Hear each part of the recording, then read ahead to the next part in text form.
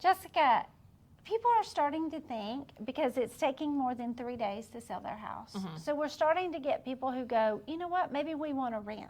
Right. I think landlording is not for the faint of heart. No.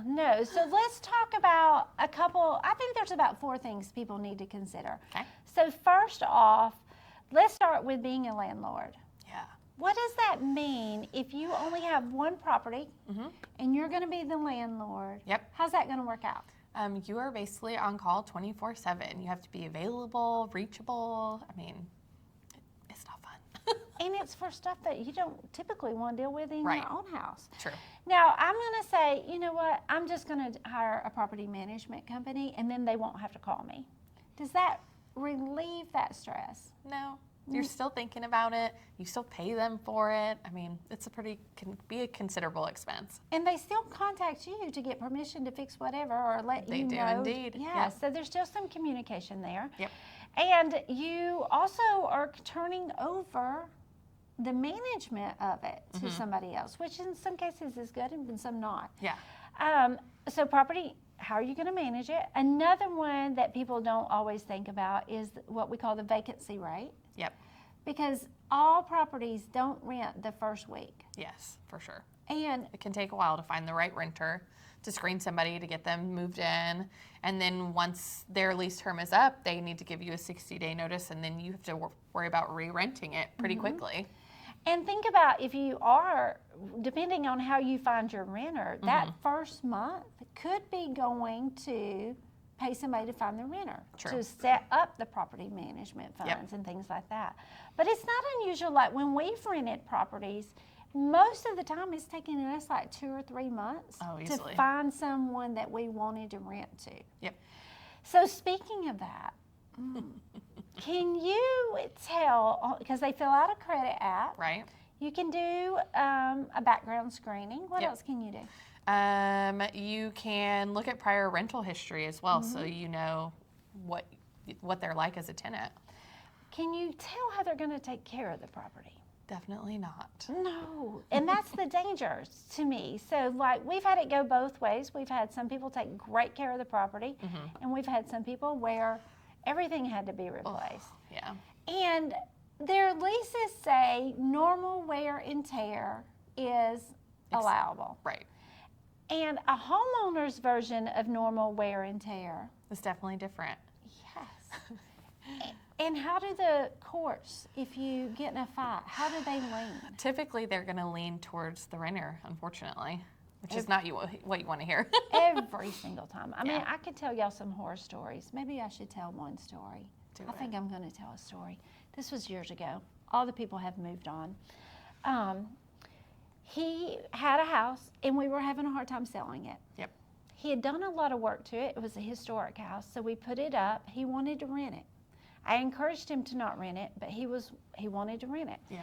So we got someone who wanted to rent it, and the first thing is how they pay their security deposit and their first month's rent matters.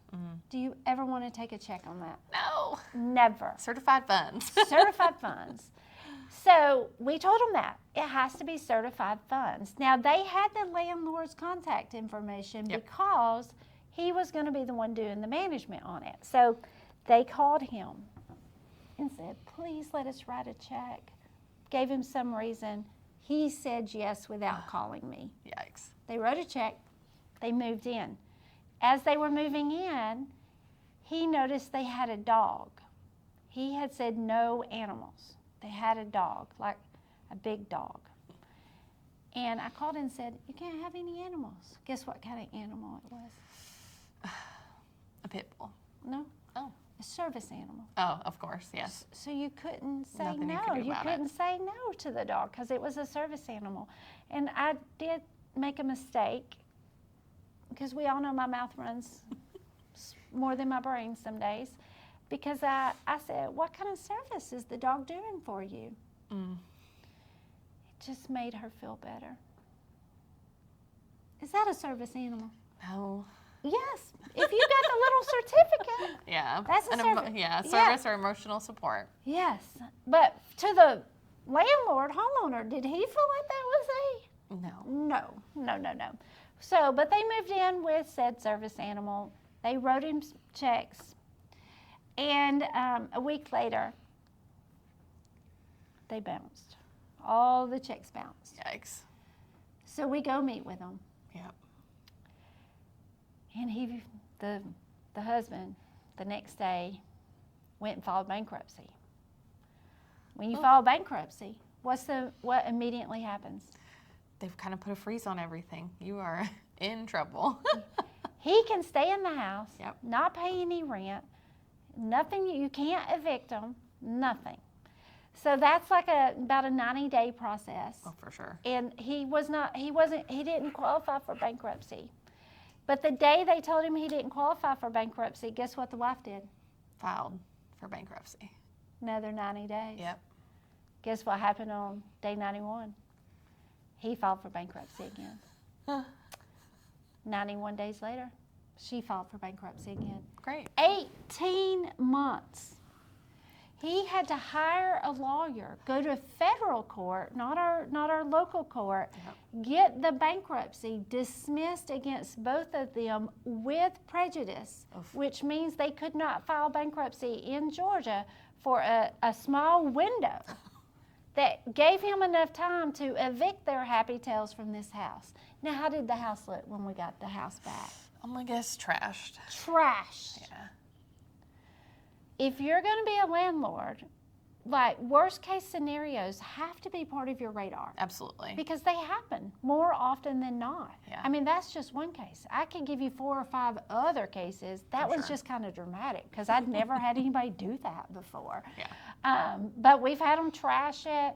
We had one where they removed everything out of the house and we took them to court, and I didn't, but the landlord took them to court. He won, but they had no money and they had sold everything, so he still was out it. Yeah.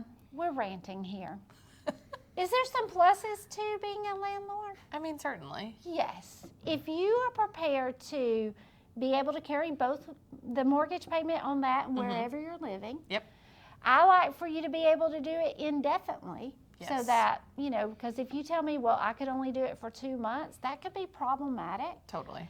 But you need to be able to afford both. You need to be okay with when they move out doing a lot of cosmetic repairs. Yep. Like they can't tear things up. Right. It's that normal wear and tear. Right. Well, any other cons I missed?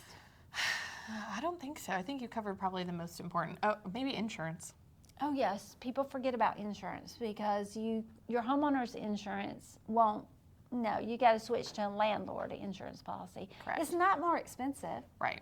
It's just different. It is. It's just different. And technically, your lender has to be okay. Yep. I've never had any lender call in a loan, but that is part of every loan out there. Typically, most all of them. So that's one thing to consider. Yeah. But at the end of it, the cons and the pros, you have to really understand why you're doing it. Right. And if it's just to give the market time to change or interest rates to come down or something like that, it may not be worth it. Totally. Totally. So hopefully that helps.